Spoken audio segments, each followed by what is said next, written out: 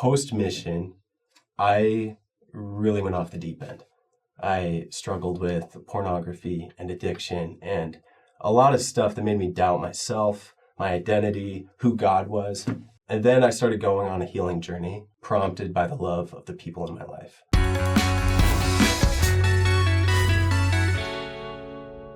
Hey guys, welcome to Saints Unscripted. My name's Cam. Caitlin. I'm Caitlin. We are here with our friend Talmage. Yes.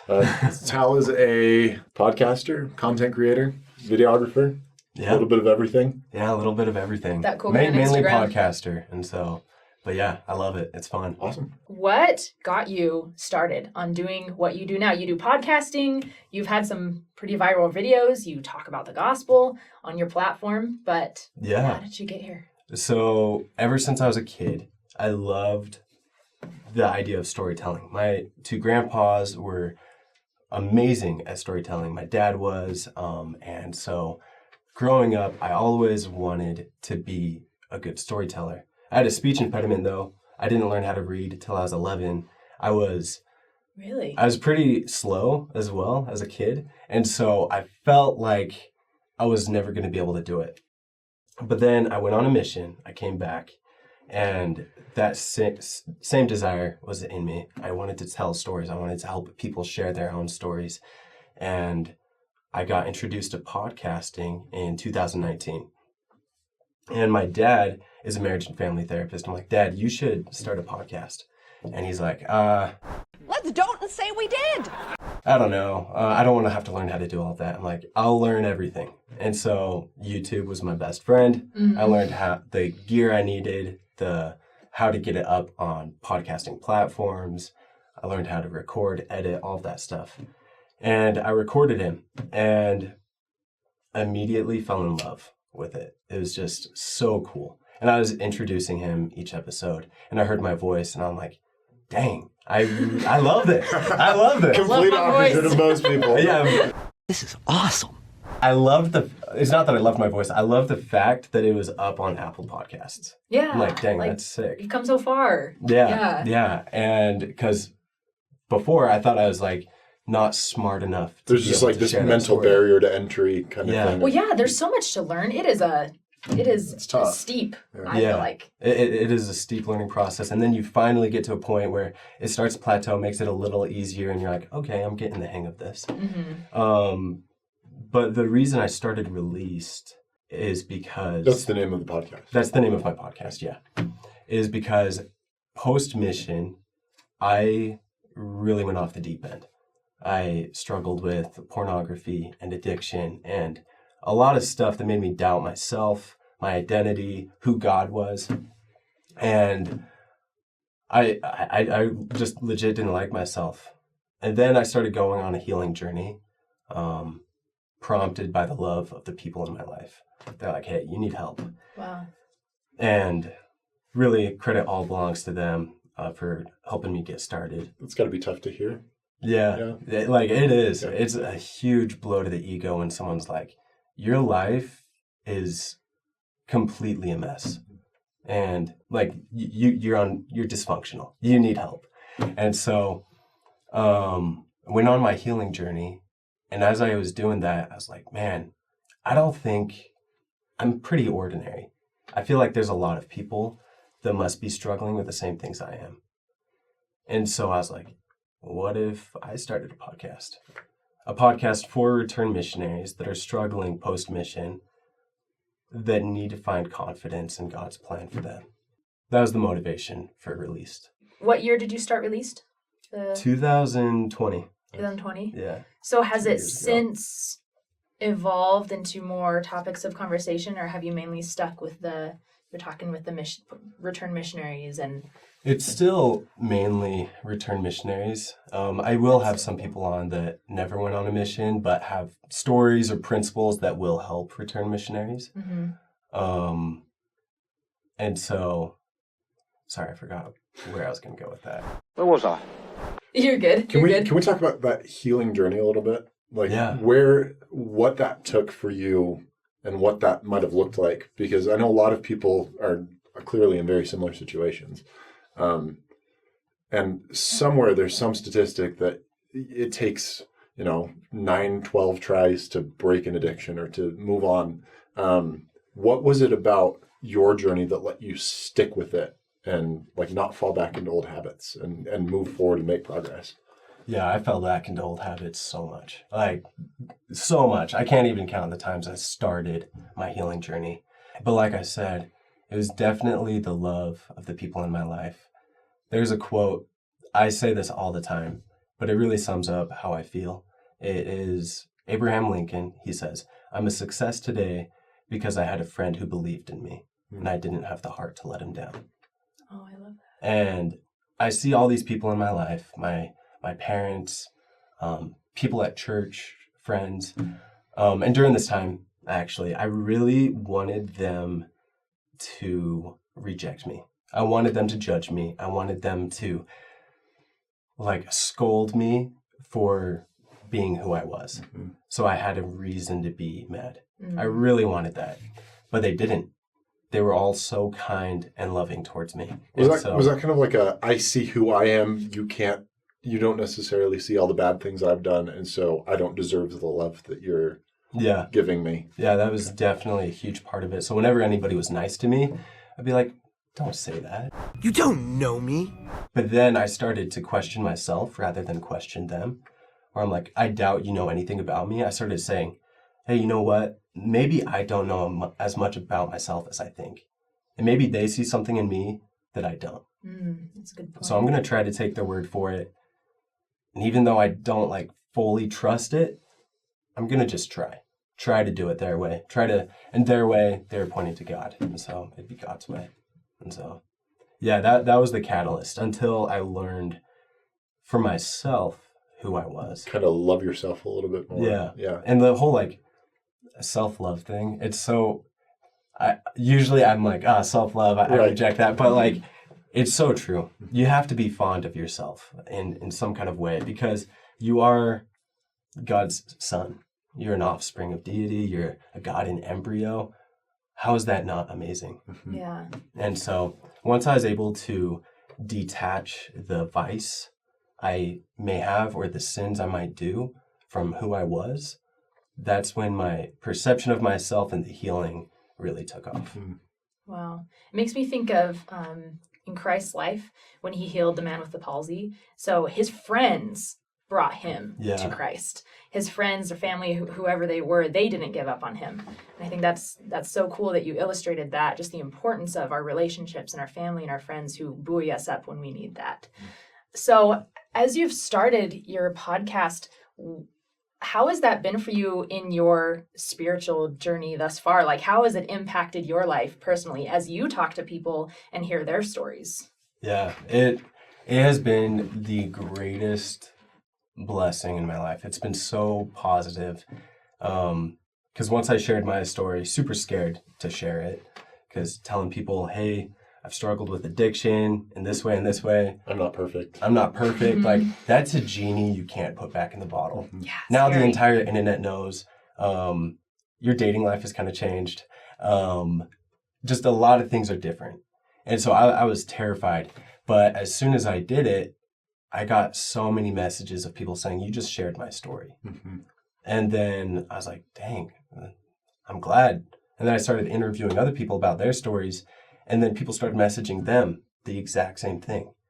Like one of my friends, she went through a broken engagement and she shared that on the podcast. And so many girls reached out to her and were like, wow, I can't believe somebody else knows what I'm going through. What are some of those recurring themes that you see pop up over and over and over again? A lot of loss of purpose. When you get back from the mission, a lot of loss of purpose. Addiction is a big one. We've talked about LGBTQ issues, and we've talked about general loneliness, faith crises, where people get into a lot of like anti-Mormon stuff, or just generally feeling that it's not true. Did you ever go through one of those faith crises of your own? Yeah, not in terms of like church doctrine, but in terms of who I was in relationship to that church doctrine. I'm like, no, I'm not a son of God. And once I started questioning that, I started questioning who God was, even though I knew I had a testimony. So of Christ. it's not so much like pushing the church away, but pushing yourself away from the gospel. And trying. It was weird because I would like still kind of defend the church, but like ridicule and attack myself. Yeah. I'm like, the church is good, but I'm just the bad one. And so I'm going to distance myself. Well, I think a lot of people feel that way. And especially when they come home from a mission and maybe they're not meeting expectations that they thought they would meet. And this platform to have these conversations is so important because I think a lot of return missionaries simply just feel like they're alone in their battles when they are not. Yeah. There are so many people who come from missions and struggle. And so I think what you're doing is so important for people to feel like they're being seen and heard. And as you've done this, obviously you are well experienced in the world of sharing the gospel online. It's a fun time. It's real fun. Have you gotten negative pushback from people, or Yeah. how do you deal with that? This second season I started in December hasn't had as much negativity around it, which is nice. But when I first started making videos on TikTok, just talking about the gospel, I'm like, hey, church is good. I definitely got a lot of criticism from people. And I think there's two ways to respond to criticism in the wrong way.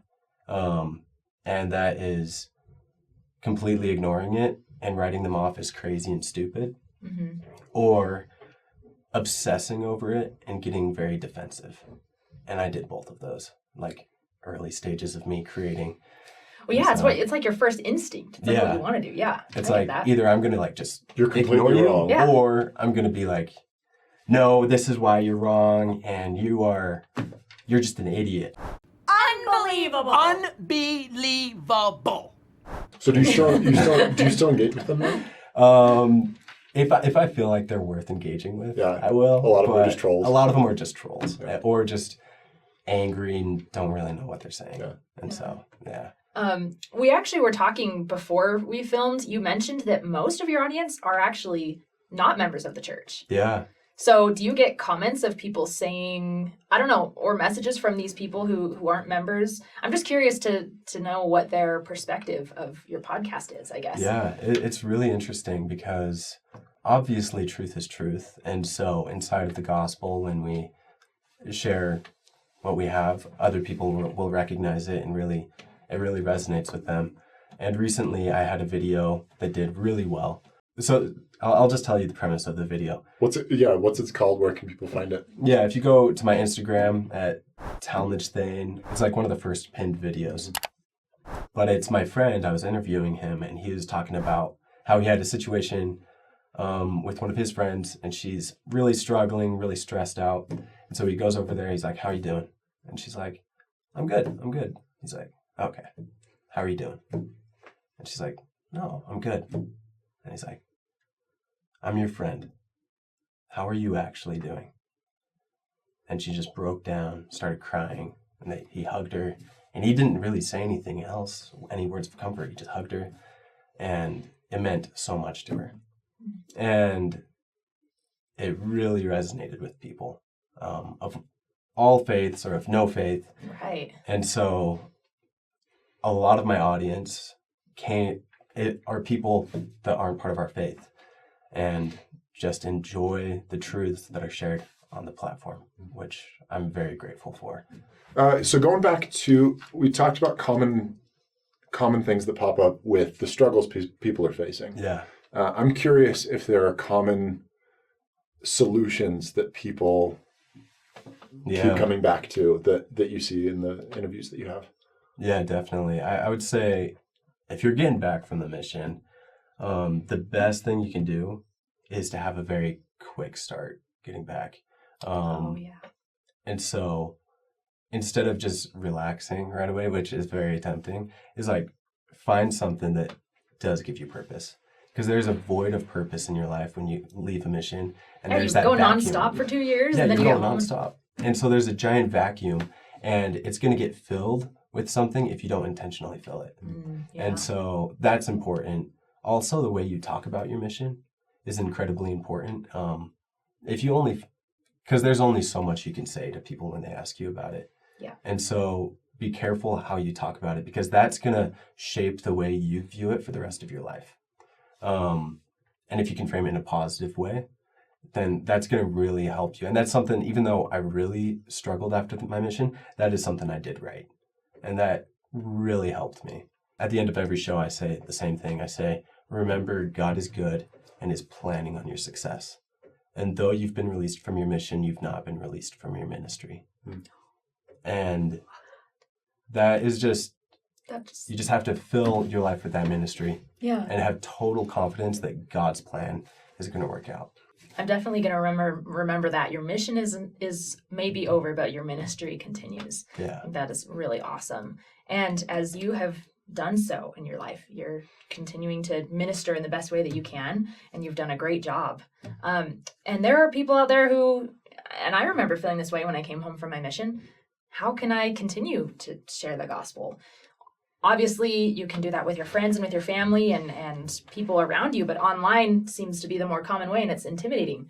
Yeah. But what advice would you give for people who want to do that? No, you're going to be the most cringy person getting started. Look at me. No, don't look at me. Accept the cringiness. Accept Totally. it. We're all cringy here.